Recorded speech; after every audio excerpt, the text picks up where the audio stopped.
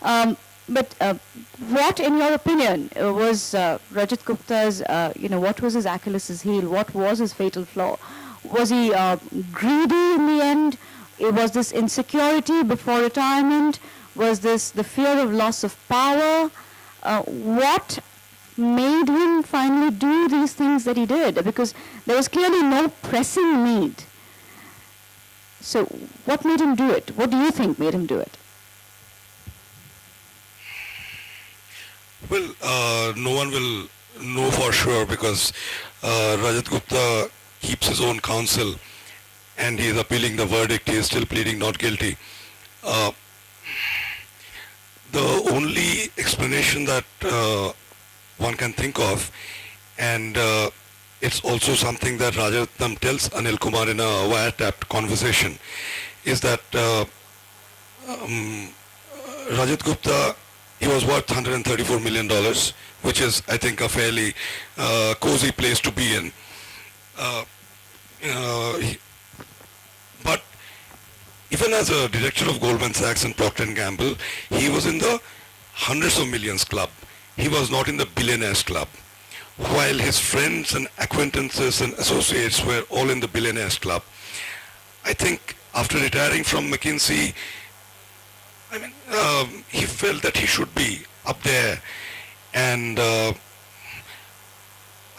unfortunately, I think it was just, this wanting to be in the billionaires club. That's what I think.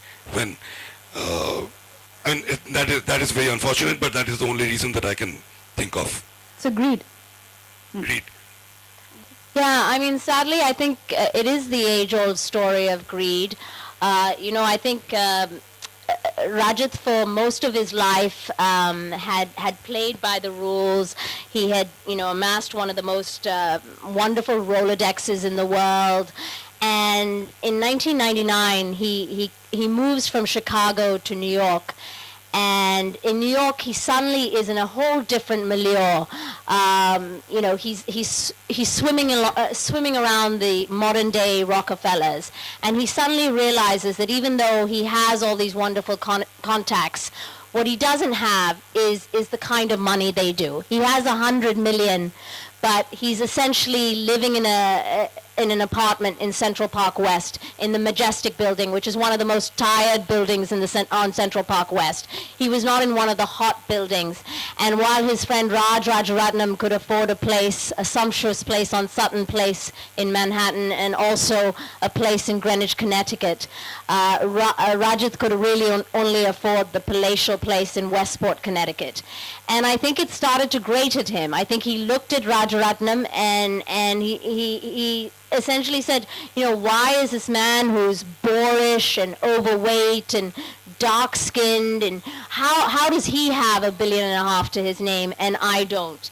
And I want to read you just one short excerpt from the book, which is from a talk that Rajat gave in April 2004 to Columbia University, and it was to a group of students. It was a very casual environment, so I don't think he even knew he was being tape recorded, and I happened to get a copy of this 3-hour tape. And he was remarkably honest. Suddenly, the inscrutable Rajat actually became very scrutable. And he was asked about wealth creation, and this is what he said. When I look at myself, I'm driven by money. I like many creature comforts. I want to make sure I take care of my kids well, and so on and so forth. And when I live in this society, you do get fairly materialistic. So I look at that. I'm disappointed. I'm probably more materialistic today than I was before. And I think money is very seductive. You have to watch out for it. Because the more you have of it, the more you get... Oh. Just a second.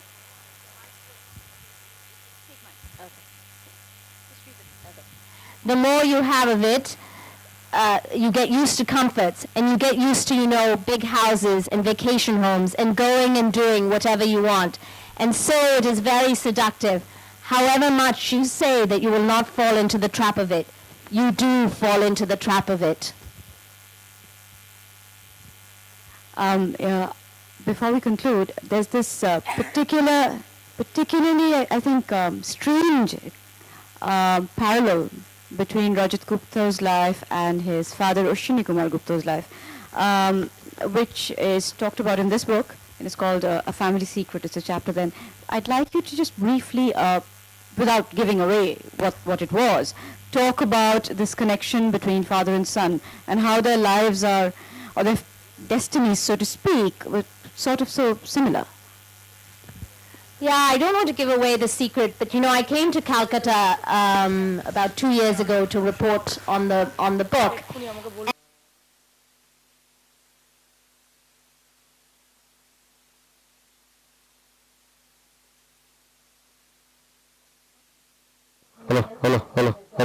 Hello. I'm sorry. Um, and it was a disgrace that had happened to Ashwini that really changed the trajectory of his life.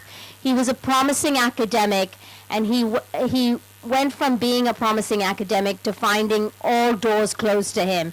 He could no longer work as a lecturer. He had a stint at the All India Radio and was quickly dismissed from that.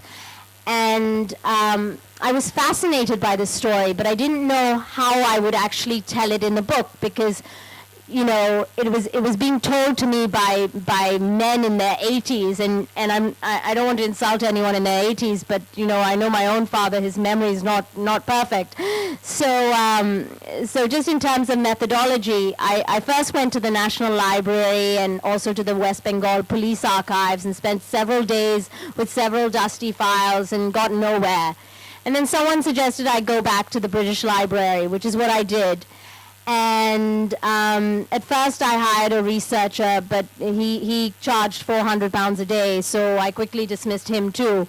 And he gave me a great suggestion, which was to troll through the newspapers of the time. And I had learned while I was in Calcutta that this incident happened in the mid-1930s. And so I started looking at the Amrita Bazaars from 1935 on microfilm. And luckily, the first mention of this incident happened in April 1935. And I found the first incident. And then I realized this had become a cause célèbre in Calcutta because, of course, Ashwini Kumar Gupta's sister was Dr. Tatini Das. And so he was from a very famous, she was the first president of Bethune College, and he was from a very illustrious family.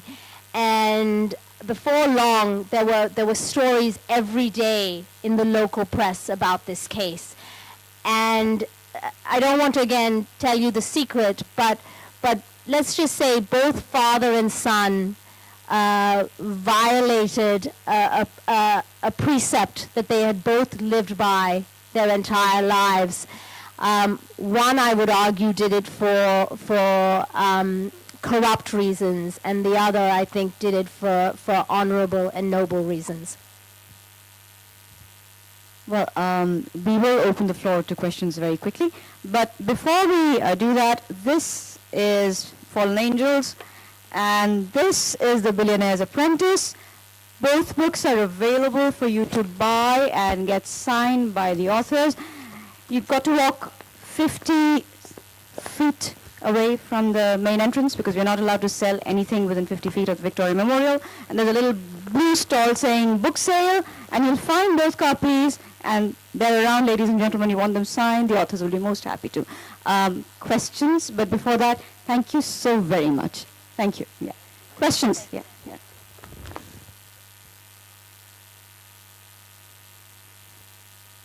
Yeah.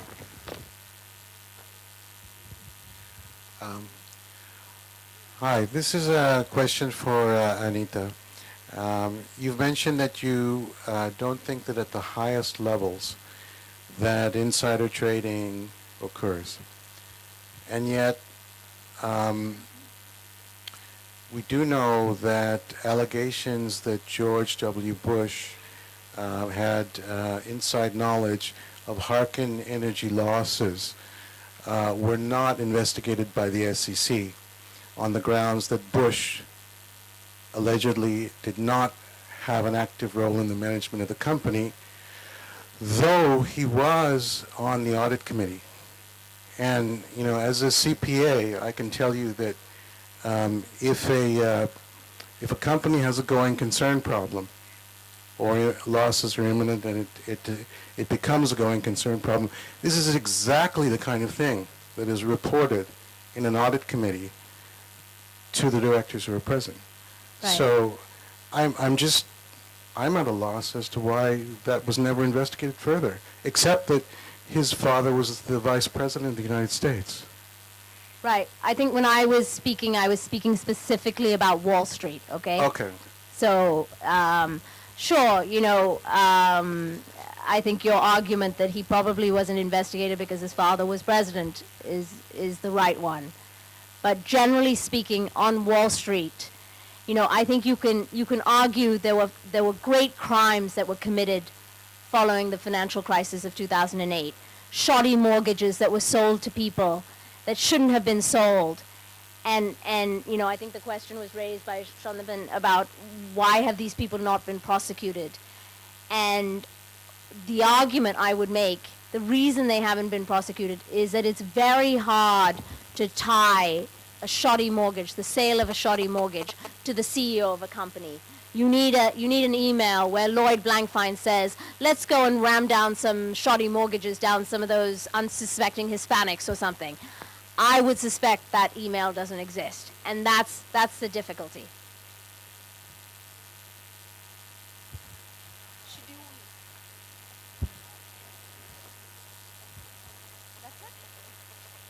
Is that it? Shall we?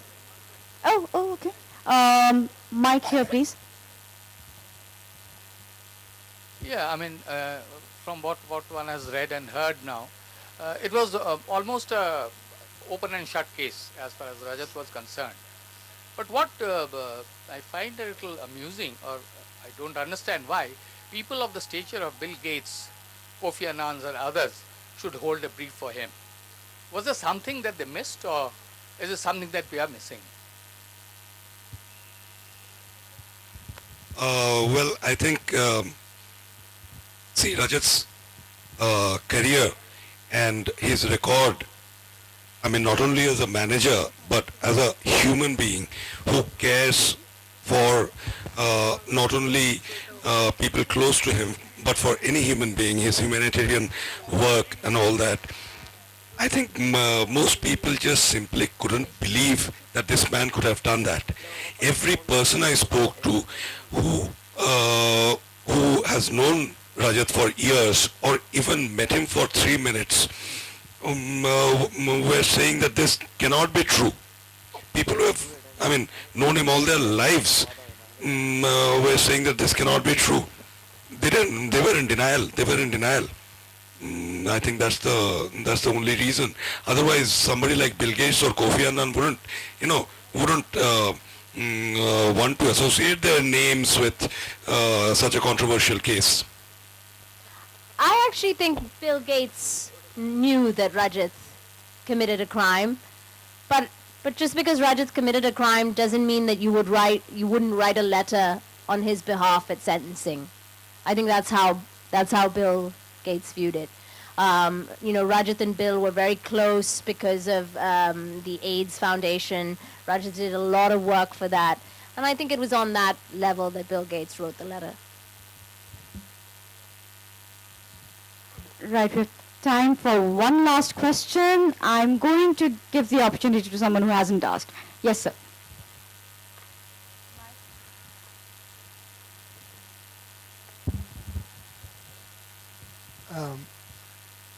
Thank you for the very clear facts that have been put before us. But like many others, I too in this audience am puzzled that one can find the guilty person for a murder, but one cannot find the guilty person for a mass murder, which for instance was the Iraq War and many other wars, and which was the global financial crisis of 2008. it puzzles the ordinary layperson. We are not jurists, we are not lawyers, we don't know much about high finance, but we know that without certain corruption, that financial crisis could not have taken place. It was not that we were all like mice led by the Pied Piper and we all jumped off into the cliff. Somebody led them there. Now, if the great Preet Bharara, who wants to make a name for himself, would only follow and put 100 attorneys, which is not too much to put on a scale of a $800 billion rescue which was then mounted, you can surely find the guilty party. My point here is that if you do anything on a mass scale, it's forgiven.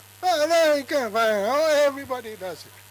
But when you commit one single crime, you can be sure Preet Bharara will be there to find it.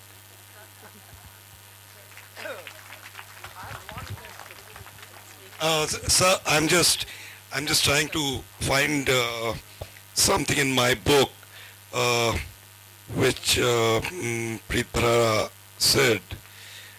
I think in a New Yorker interview. Yeah.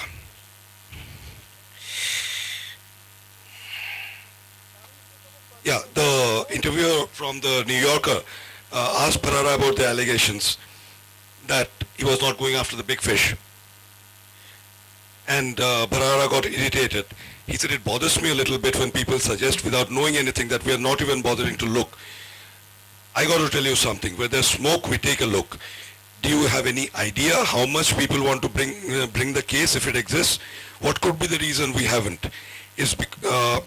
Sometimes people say it's because you're beholden to these guys, which doesn't make any sense. Do we look like we're afraid to prosecute anyone? Then, in what the New Yorker interviewer calls a defensive flurry, Bharara said, a lot of people do bad things, but that doesn't mean it's a criminal act. There are lots of bad people out there who I can't charge criminally.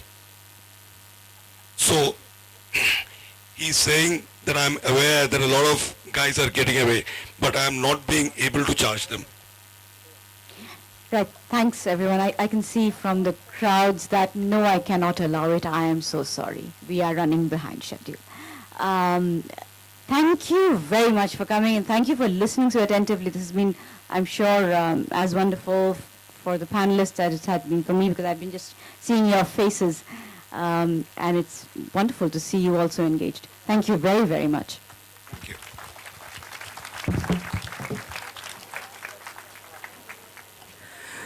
Thank you, Josh. Before you go, Anita Raghavan and Shondipan Deb, Tata Steel, who were the presenters of this very, very special session, wish to felicitate Anita and Shondipan. And on their behalf, may I invite on stage Ms. Shilpo Srinag. Thank you.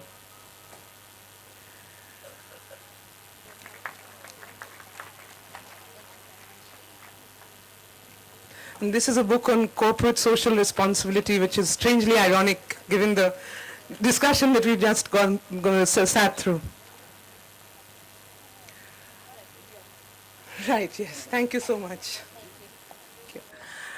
I now have the rather bizarre duty of announcing myself onto the stage.